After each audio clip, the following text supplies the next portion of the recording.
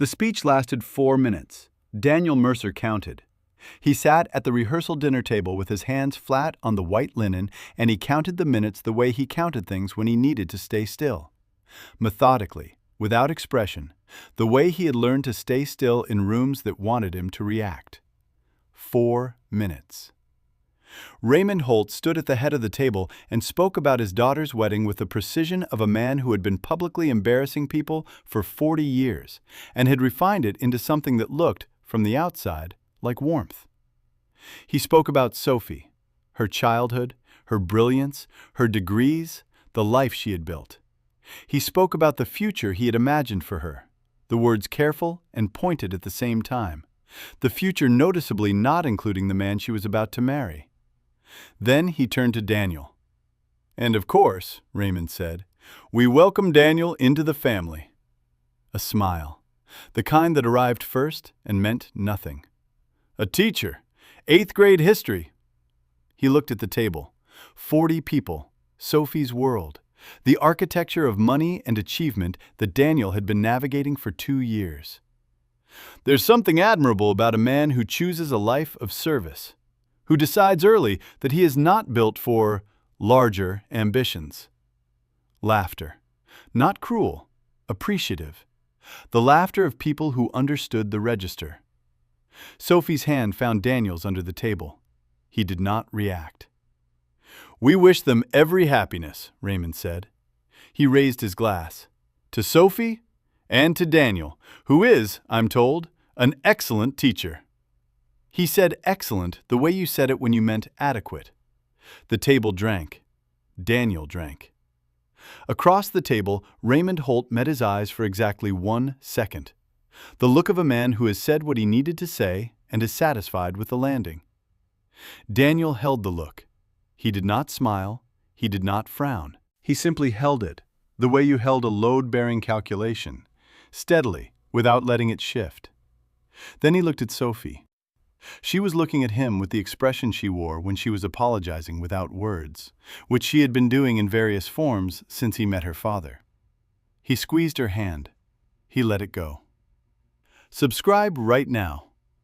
Because 5 years after that dinner, 5 years after Raymond Holt called his son-in-law an excellent teacher in front of 40 people, Raymond Holt is going to need something.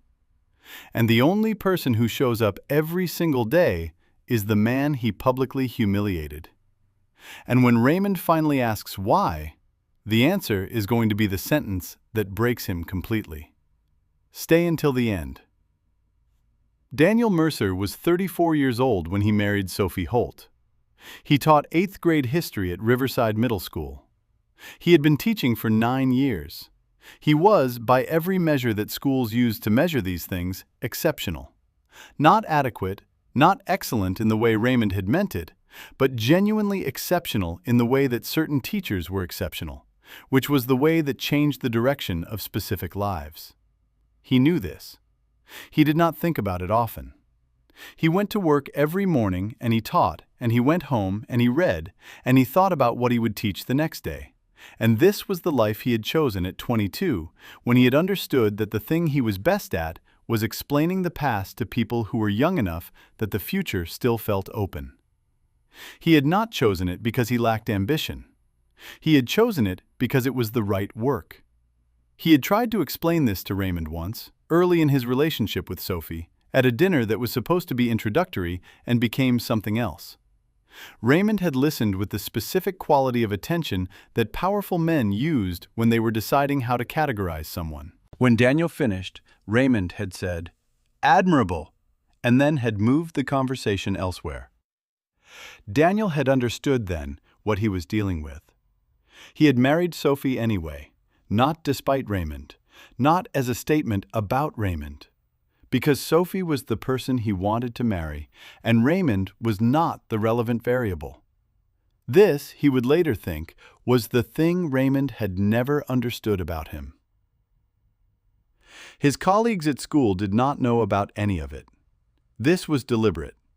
He came to work every morning the same way he always had, early, because he liked the school before the students arrived, the specific quality of empty classrooms that were about to become full. He made coffee in the staff room.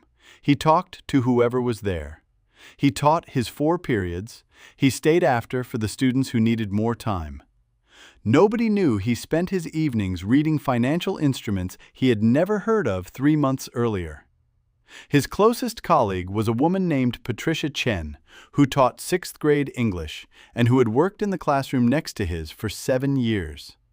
She knew about Sophie, knew about Raymond, knew about the wedding and the speech because Daniel had told her about it the Monday after.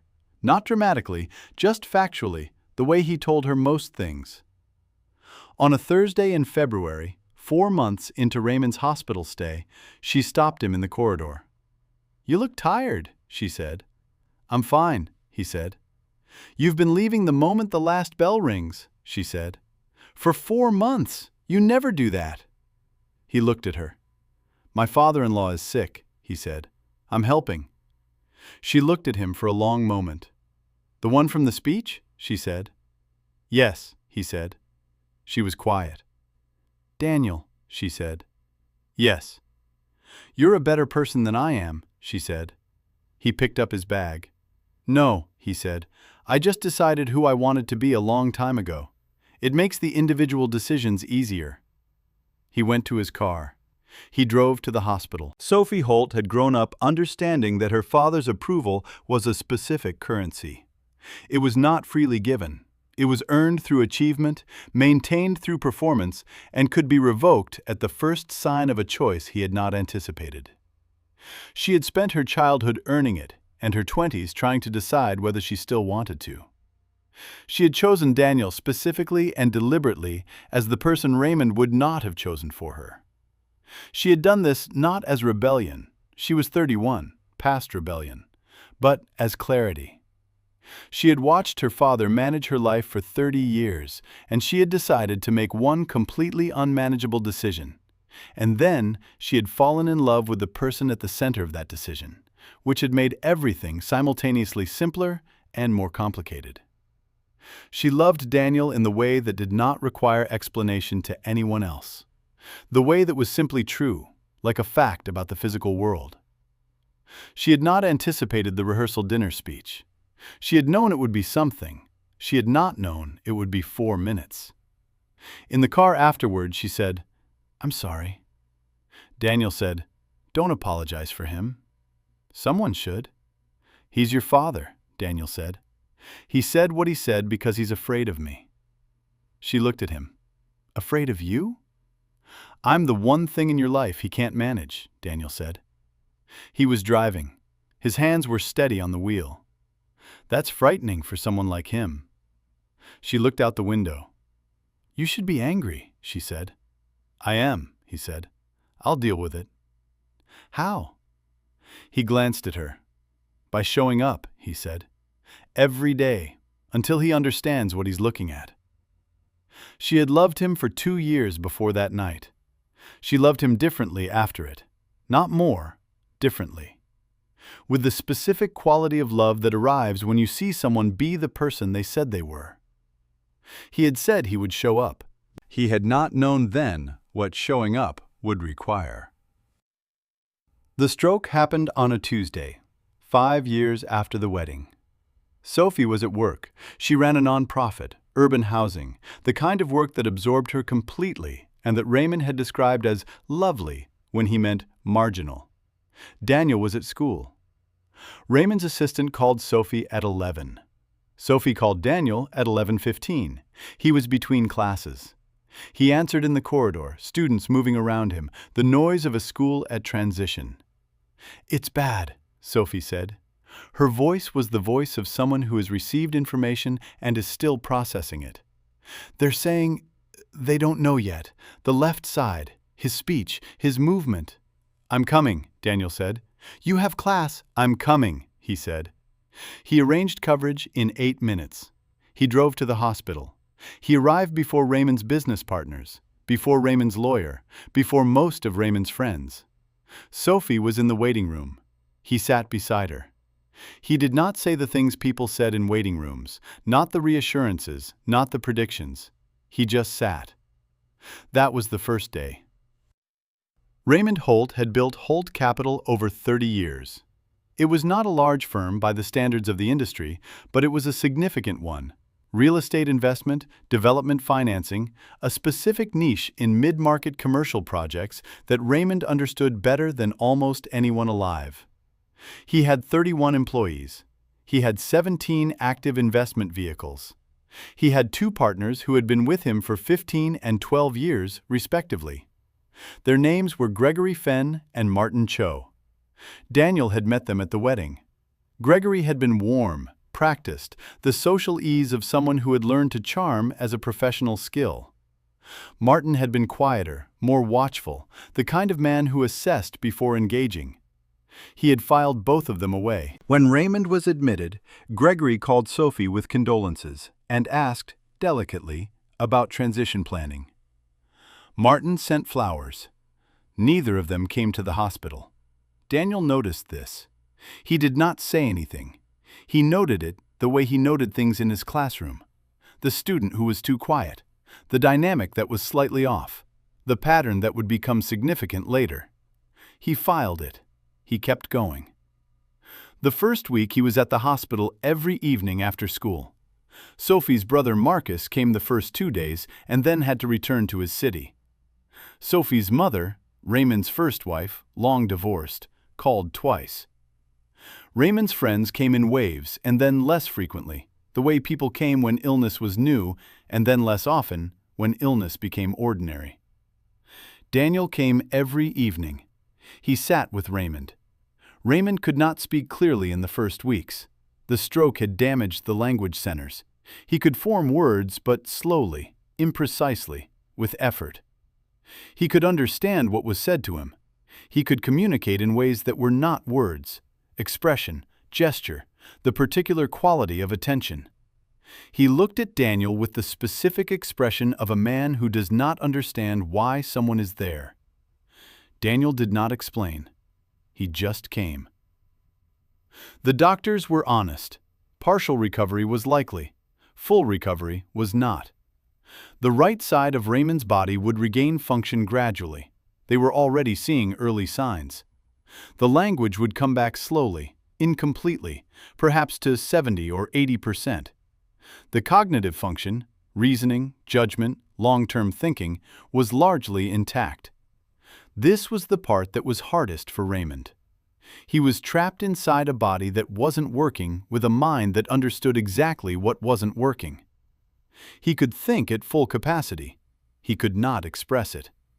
He could see what was happening around him with the clarity he had always had. He could not do anything about it. He watched Daniel come every evening. He watched Daniel sit in the chair by the window and open whatever he was reading and simply be present, without performance, without the specific quality of people who visited the sick as a social obligation and communicated this in 100 small ways. Just there. One evening, 3 weeks in, Raymond managed, "Why?" One word. Effortful, clear. Daniel looked at him. "Sophie loves you," he said. "That's enough reason." Raymond looked at him. His expression said, "That is not a complete answer." Daniel looked back at him. "I'll tell you the rest later," he said, "when you can argue with me about it." Raymond made a sound that might have been the beginning of a laugh. It was the first sound he had made in 3 weeks that wasn't pain. The first time he sat in on a board meeting, he did not speak. He had called ahead. Dana had made the arrangement through Raymond's lawyer, who was not Gregory's lawyer, which was the first thing Daniel had checked. He sat at the far end of the table with a yellow legal pad, and he listened. Gregory ran the meeting. He was good at it. Daniel could see that immediately. The confidence was real. The command of the material was real. The warmth he directed at each person was targeted and specific. He was the kind of man who made a room feel like it was being led well, which was not the same as leading it well, but was difficult to distinguish from the inside. Daniel watched him. He wrote nothing on the legal pad. He remembered.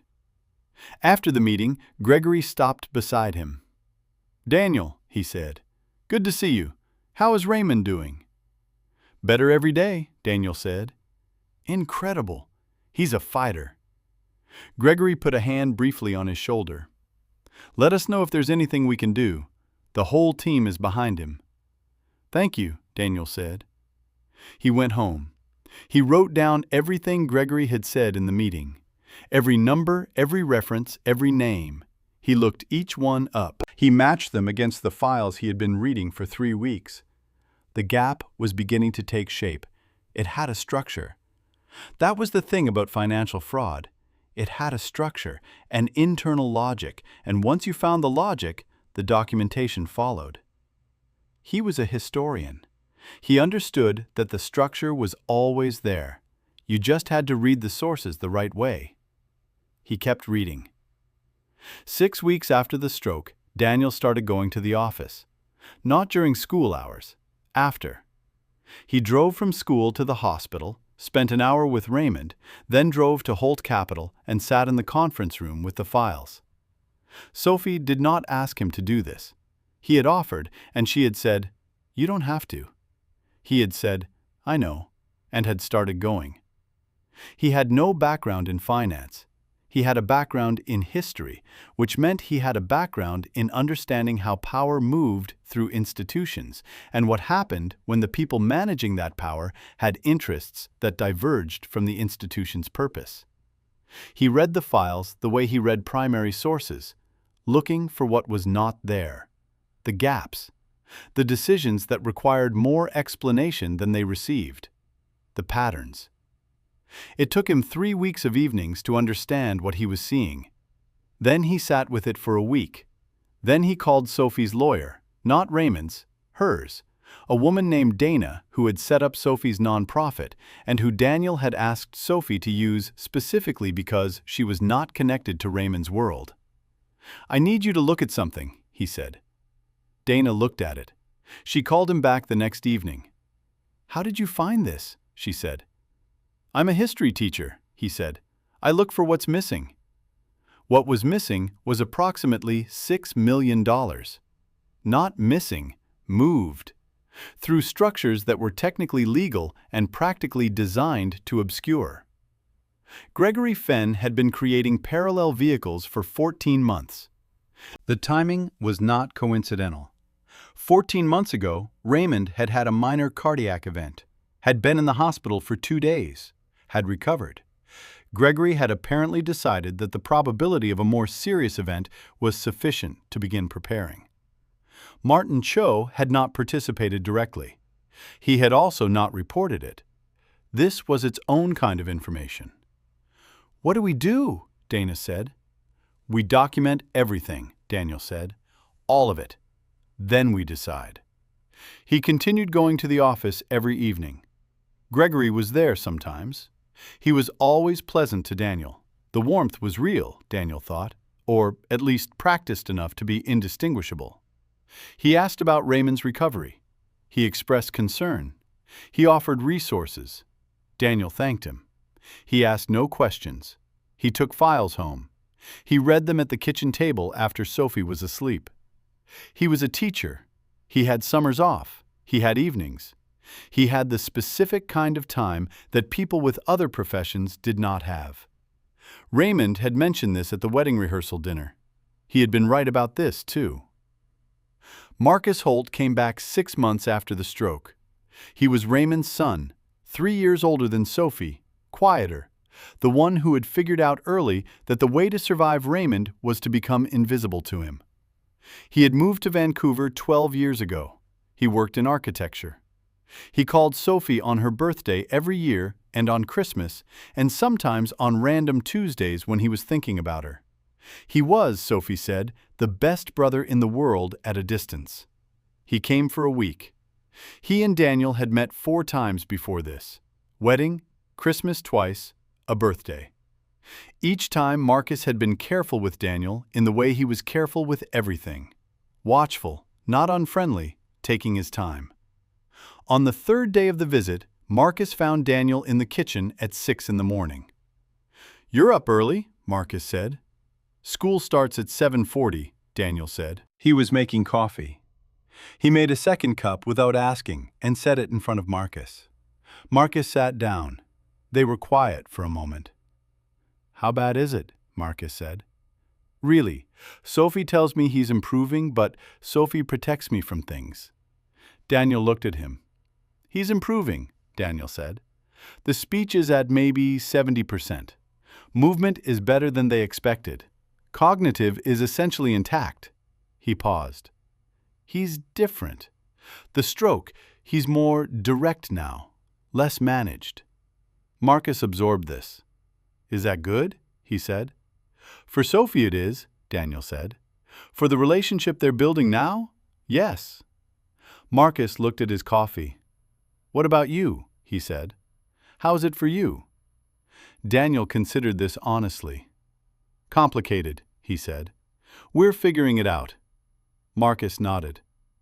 "He wasn't good to you," Marcus said.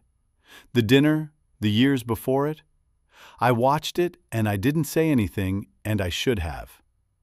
Daniel looked at him. "You were protecting yourself," Daniel said. "I understand that."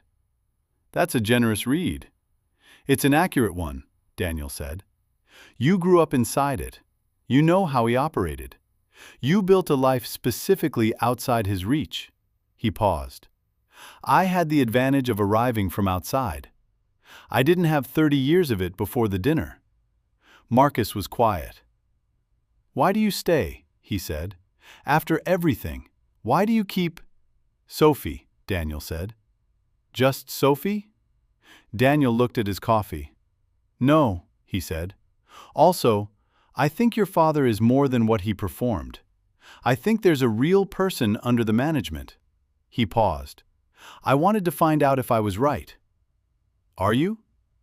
Daniel thought about the garden, the grab bars, the hospital room, and the word okay. "Yes," he said. Marcus sat with this. "I don't know if I can do what you do," Marcus said. "Come back, be around him. After—" "You don't have to do what I do," Daniel said. "You have to do what's right for you." He looked at Marcus. "But I think you came back for a reason, and I think the reason isn't just Sophie." Marcus was quiet for a long time. "He asked about me," Marcus said, "when I arrived. He asked about my work. He wanted to know about a building I'm designing." He paused. "He's never asked about my work."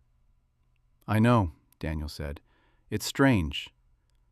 "Yes," Daniel said. "It is." The school start bell was in 40 minutes. Daniel stood. He rinsed his cup. He picked up his bag. "Come to the hospital with him today," Daniel said, "if you're ready. He won't say what he means yet, but he's trying." He paused at the door. "He put your drawings on the wall in his room, the ones from when you were 12. Sophie found them in a box. She hung them without telling him." He looked at Marcus. "He asked the nurses not to take them down." Marcus looked at the kitchen table.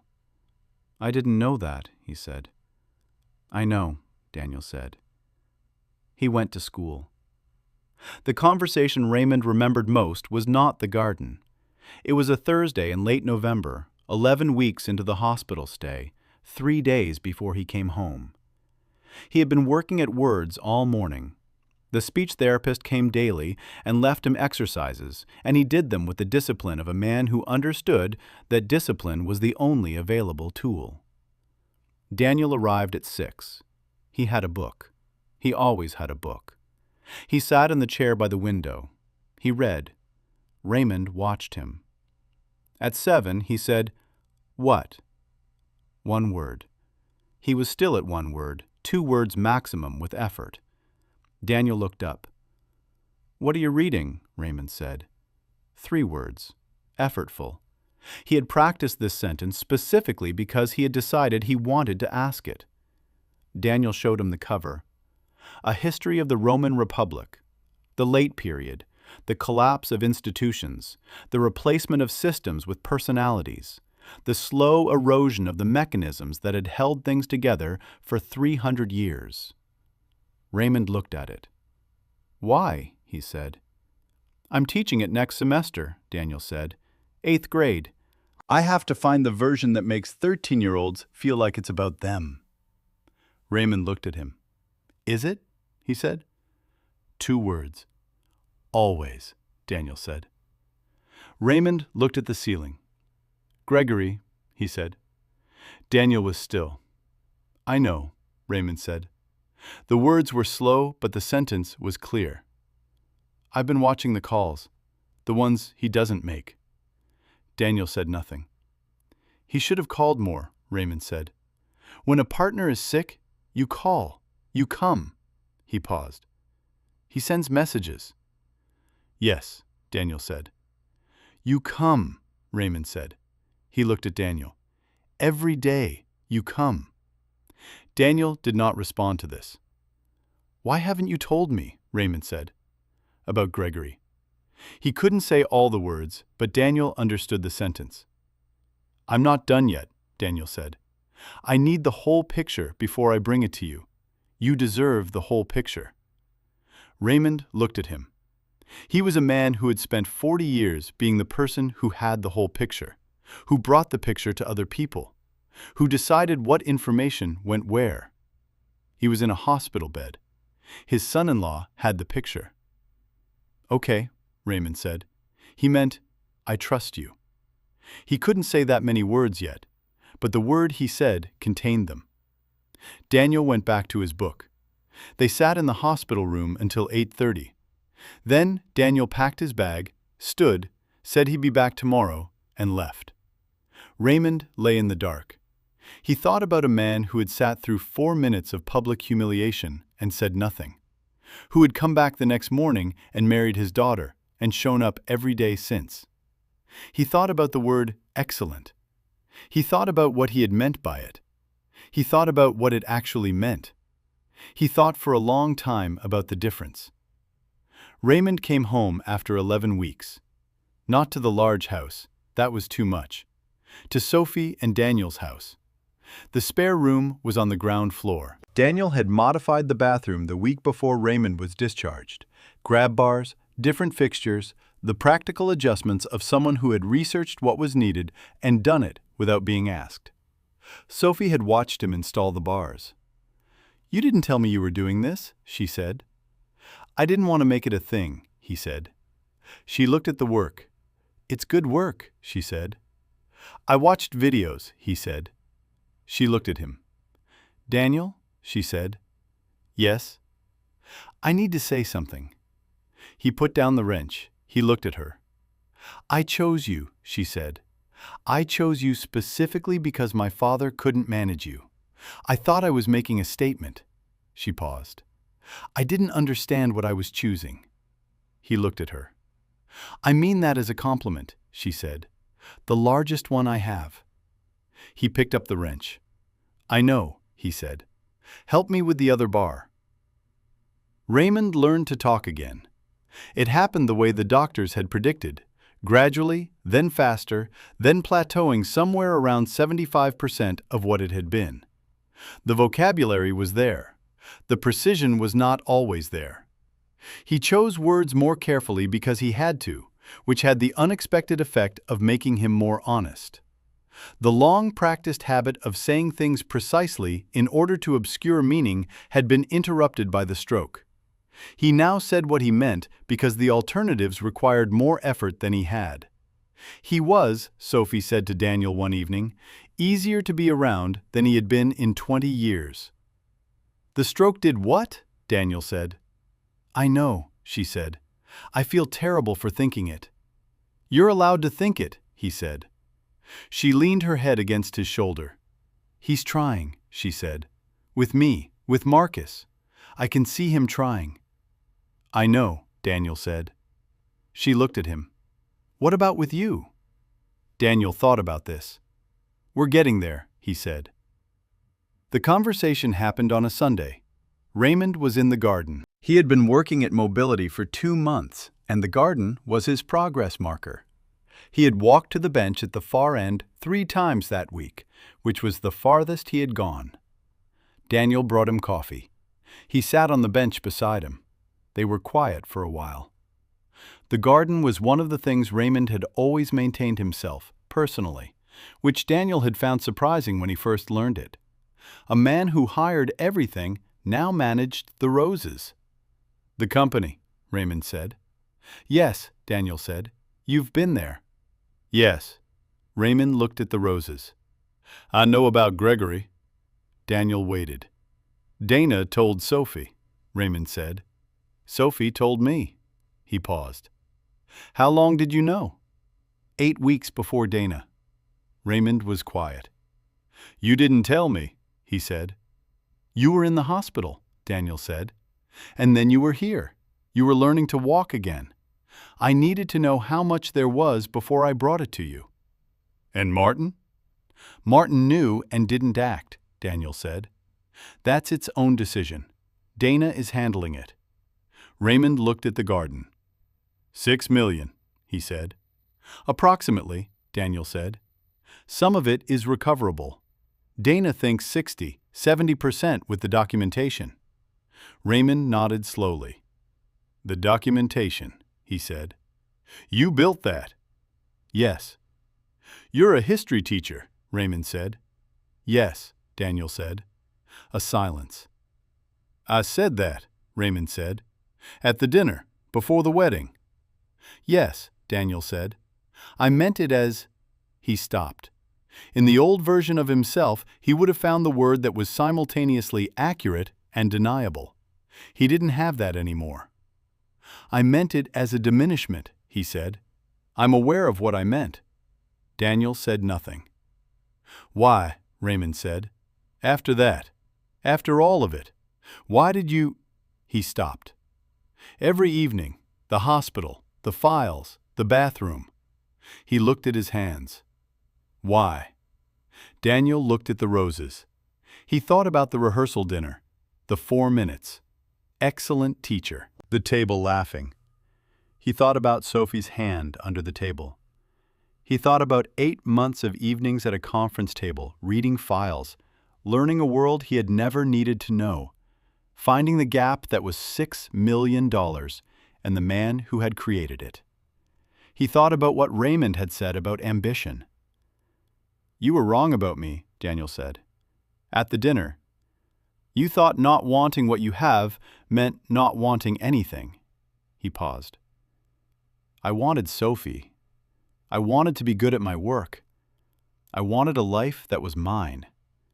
He looked at Raymond. "Those aren't small ambitions. They're just not yours." Raymond looked at him.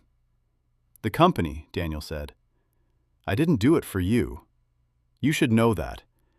I did it because it's Sophie's inheritance, and Sophie's brother's inheritance, and because what Gregory was doing was wrong, and someone needed to stop it."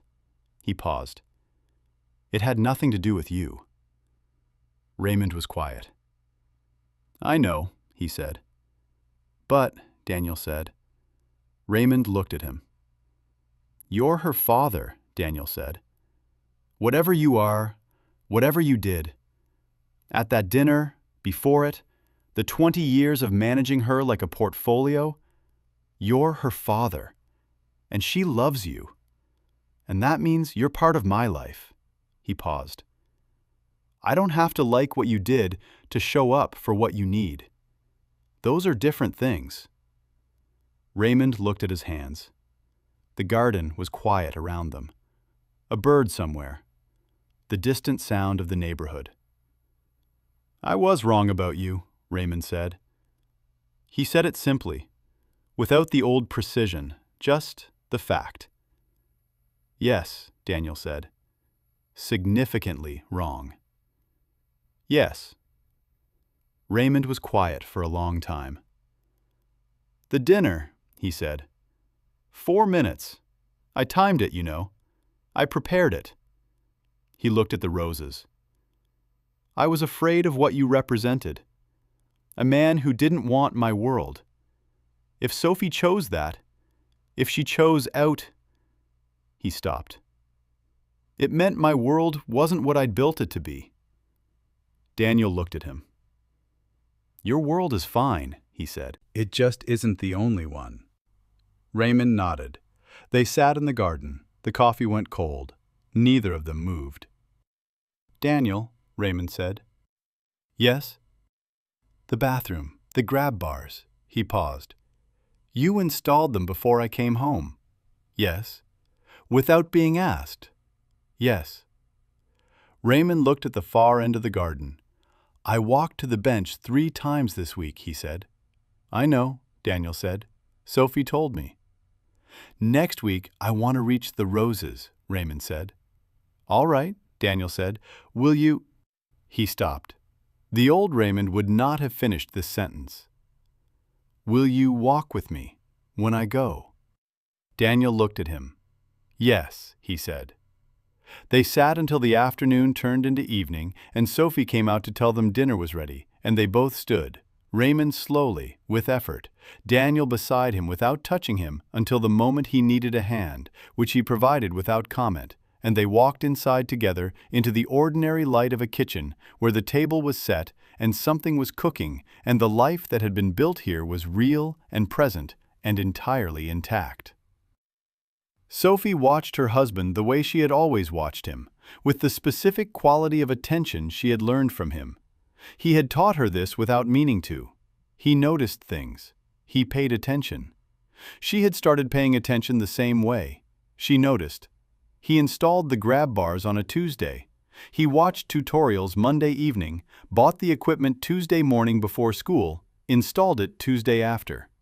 He did not mention it to her until Wednesday when she happened to walk past the bathroom. He was not performing the goodness of it. He had simply done it. He drove 40 minutes each way to the hospital every evening. He had never once framed this as a sacrifice. When she asked how he managed it alongside school, he said, I sleep on weekends. When she pressed, he said, Sophie, this is fine.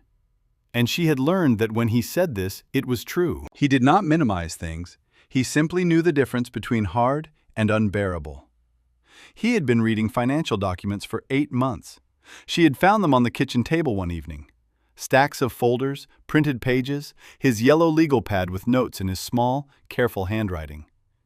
She had looked at the notes without reading them because they felt private, the work of a man inside something she hadn't been invited into yet. She had put the kettle on and gone to bed. The next morning she had said, You're working on something. He had said, Yes. She had said, Do you want to tell me? He had said, Not yet. I need to understand it first. She had said, Okay. This was, she thought, the entire grammar of their marriage. He said what he meant. She said what she meant. The space between was trusted. She told her friend Clara about it once, about watching Daniel watch her father, about the evenings at the hospital, about the files on the kitchen table. Clara said, Isn't it strange? After the speech? Sophie thought about this. No, she said. It's exactly like him. How? Clara said. Sophie looked for the right way to say it. When I married him, she said, my father thought he was choosing a small life, that the teaching, the quietness of it, was the limit of who he was. She paused. Daniel chose a small life because it was the right life. That's completely different. She looked at her hands. A man who chooses right doesn't change the choice when things get hard. He just keeps choosing. Clara looked at her. You're in love with him, she said. I know, Sophie said. I have been for 8 years. I just understand it better now. Gregory Fenn was removed from the partnership 4 months later. Dama's documentation was thorough. The recovery was 68%, slightly above her estimate. Martin Cho resigned before action was taken. Quietly, without drama, the exit of a man who understood what the alternative looked like, he told Sophie on a Sunday evening. Not because he had decided it was time, because she had found the legal pad. She hadn't read it. She had picked it up to move it off the table, and a page had turned, and she had seen a number, 8 digits, and a name she recognized, and she had set it back down and looked at Daniel. He was at the sink. He turned. He looked at the pad. He looked at her face. Sit down, he said. She sat. He told her everything. From the beginning, the first evening at the office, the pattern he had noticed, the 3 weeks before he called Dana, the 8 months of documentation. He told it in sequence, precisely, the way he told her important things. She listened without interrupting. When he finished, she was quiet for a long time. 6 million, she said. Approximately. Gregory. Yes. She looked at her hands. And you didn't tell me, she said. Not accusatory, processing. I needed to be certain before I brought it to you, he said. I didn't want to. He paused. Your father is in a hospital. Your brother is far away. I didn't want to add this until I was certain it was real and certain I understood it completely. She looked at him. You were protecting me, she said. I was protecting the information, he said. Until it was worth bringing. He paused. There's a difference. She stood up. She walked to the window. Outside, the street was doing what streets did on Sunday evenings. Ordinary, unhurried, the specific piece of a day winding down. He built that company for 40 years, she said. I know. Gregory was there for 15 of them. I know. She turned. How did you find it? She said. You're a history teacher. Primary sources, he said. I look for what's missing. The absence of something is always the beginning of the story. He paused. And I had a lot of evenings. She looked at him. She crossed the room. She put her arms around him and held on. And he held back. And they stood in the kitchen for a long time without saying anything, because there was nothing that needed saying, because the holding was the sentence. Thank you, she said finally. It's your inheritance, he said. And Marcus's. I wasn't going to let someone take it. She pulled back. She looked at his face. It's not just that, she said. He looked at her. No, he said. It's not just that. She kissed him. She went to call Dana. He washed the dishes. Raymond did not comment publicly on any of it. He returned to the office part-time 6 months after the stroke. Not in the old capacity. He had accepted, in the garden, the practical reality of what 75% meant, and had restructured accordingly. He brought in a managing director. He took the role that suited what he had. He was, his remaining partner said, different, more direct, less managed. He said what he meant because the alternative required effort he preferred to spend elsewhere. Sophie told Daniel this one evening at dinner. They keep saying he's different, she said. Like it's strange. He is different, Daniel said. Do you think it's the stroke? Daniel thought about the garden, about a man who had spent 40 years saying things precisely in order to obscure meaning, and who had lost that ability in 11 weeks, and who had found something underneath it. I think the stroke removed something he was using to hide, Daniel said. What's there now was always there. Sophie looked at him. That's a generous interpretation, she said. It's an accurate one, he said. He was afraid. He built a very elaborate system for managing the fear. The system is gone, he paused. What's left is just a person. She was quiet. Can you forgive him? She said. The dinner? All of it? Daniel looked at his plate. I'm not there yet, he said. But I'm not keeping score either. He looked at her. Those are different things. She reached across the table. He took her hand.